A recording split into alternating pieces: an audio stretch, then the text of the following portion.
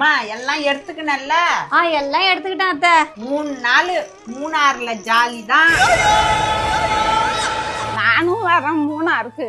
Arnold, அங்கெல்லாம் குளிரும் தெரியுமா? ஃப்ரிட்ஜ திறந்தாலே குளிர் அடிக்குதுன்னு சொல்லுவ. அதெல்லாம் இல்ல, நானும் வருவேன். அப்ப காசு எவ்வளவு வச்சிருக்க? 1000 ரூபாய் வச்சிருக்கேன்.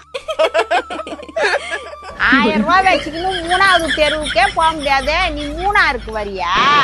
நானும் வருவேன், நானும் வருவேன்.